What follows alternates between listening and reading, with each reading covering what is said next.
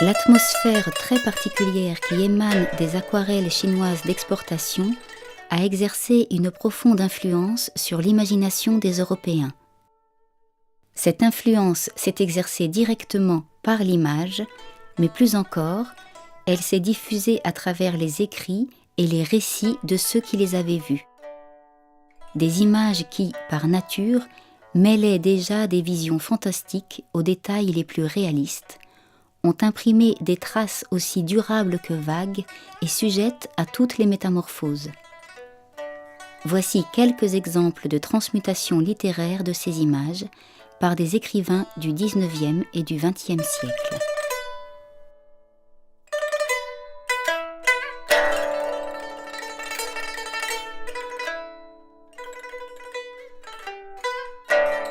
Chaque peuple raffine bientôt sur le meurtre.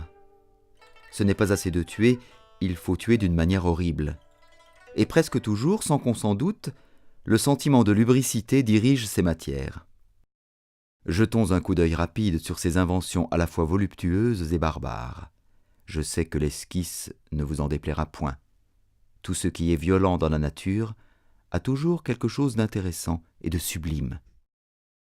Ce qu'on appelle le pahulo à la Chine est une colonne de cuivre longue de 20 coudées, sur 8 de diamètre.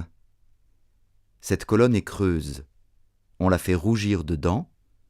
Le patient embrasse cette colonne, on l'y fixe. Il se grille en détail ainsi. Ce fut la femme d'un empereur qui inventa, dit-on, ce supplice, et qui n'y voyait jamais un malheureux sans mouiller délicieusement. Une fois que les femmes se sont accoutumées à ne s'exciter qu'en éveillant la cruauté dans elles, l'extrême délicatesse de leurs fibres, la prodigieuse sensibilité de leurs organes, les font aller sur tout cela beaucoup plus loin que les hommes.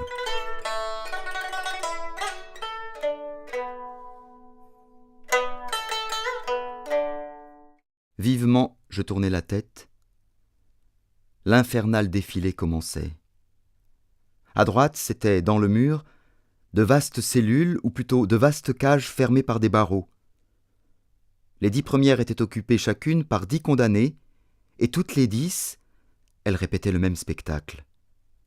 Le col serré dans un carcan si large qu'il était impossible de voir les corps, on eût dit d'effrayantes, de vivantes têtes de décapités posées sur des tables.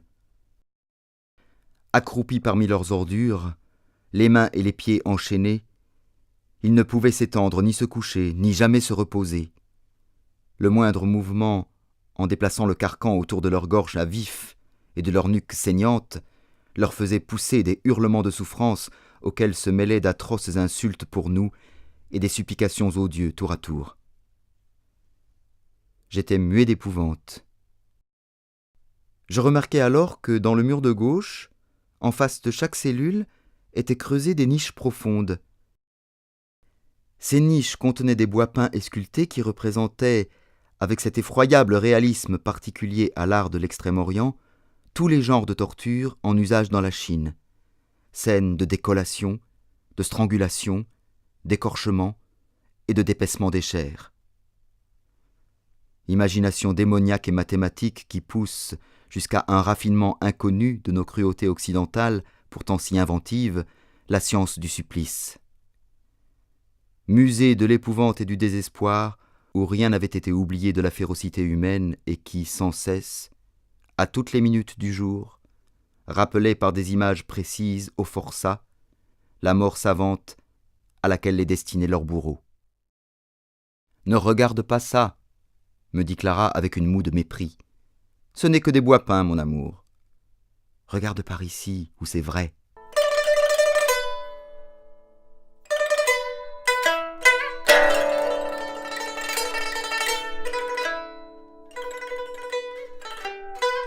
En Chine, bien plus encore qu'en toute autre contrée de l'Asie méridionale, je suis terrifié par les modes de vie, les manières, et une barrière d'aversion totale, un manque de sympathie qui sont mis en nous par des sensations trop profondes pour que je puisse les analyser. Je vivrai plus facilement parmi les fous ou parmi les bêtes. Tout ceci, et bien plus que ce que je veux dire ou que j'ai le temps de dire, le lecteur doit y entrer avant de commencer à comprendre l'horreur inimaginable que ces rêves d'imagerie orientale, ces tortures mythologiques, ont imprimé sur mon esprit. Je ne donne ainsi au lecteur qu'un léger aperçu de rêves orientaux qui m'ont toujours empli d'une telle stupeur devant les paysages monstrueux, que l'horreur semblait absorbée pour un instant par le simple étonnement. Tôt ou tard, survenait un reflux du sentiment qui ravalait l'étonnement et me laissait non tant dans la terreur que dans la haine et l'exécration de ce que je voyais. Derrière chaque forme, la menace, le châtiment, l'enfermement sombre et sans espoir, couvait un sentiment d'éternité et d'infini qui m'oppressait aux limites de la folie.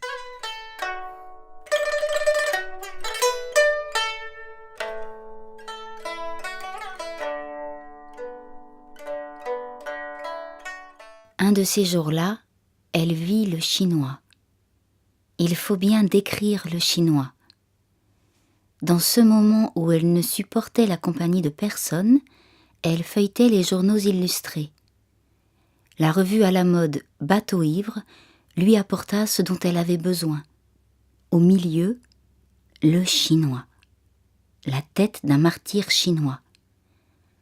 Le masque de cet homme couvrait la page entière sans marge. Quelle précision dans le rendu! On ne voit aucune blessure car c'est le corps qui est torturé. Mais on voit sur chaque trait, chaque ride, dans toutes les nuances des yeux ouverts et du rictus, l'effet psychologique et l'émotion qui ont accompagné l'agonie. Pouah! Catherine voulut jeter le papier. Elle ne le pouvait. Son effroi prit une force d'ouragan quand elle aperçut que l'expression du malheureux n'était pas celle de l'épouvante. Il ne pleurait pas. Autour de cette bouche ouverte, qui exprimait de si longues affres, une sorte de délicatesse heureuse, de félicité régnait sous les gouttes de sueur, de sang. Il y avait une joie céleste. Ah, double horreur! C'était magnifique. Catherine prit la parole. Non, je ne peux pas voir ça. Mais si, montre, montre. Encore une fois, au contraire. Mais je ne peux pas voir ça. Montre encore. C'était si hideux comme elle avait peur. Que veux-tu me dire, ô Chinois? Que veux-tu me dire?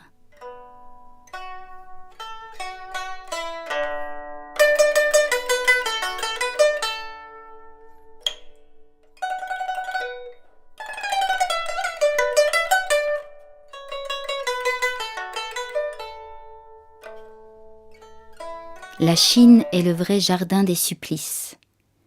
Quelle flore lugubre et sanglante cultivée par des mains de bourreaux et d'artistes en cruauté. Quelle variété épouvantable, quel raffinement, quelles combinaisons savantes et graduées et d'angoisse dans la manière de donner la mort et de prolonger l'agonie. L'actualité qui s'attache à la Chine nous a fait rechercher les supplices les plus usités dans ce pays, le plus vieux en civilisation et encore le plus cruel. Les prêtres des missions étrangères sont depuis de longues années familiarisés avec ces supplices que tant de missionnaires ont subis. Voilà ce qui se passe, au commencement du XXe siècle, à quelques kilomètres des vaisseaux européens et sur les confins de notre Indochine, d'où toutes ces atrocités ont depuis longtemps disparu. À la fois civilisée et barbare, la Chine restait la même depuis 2000 ans. Elle n'a rien appris, rien oublié.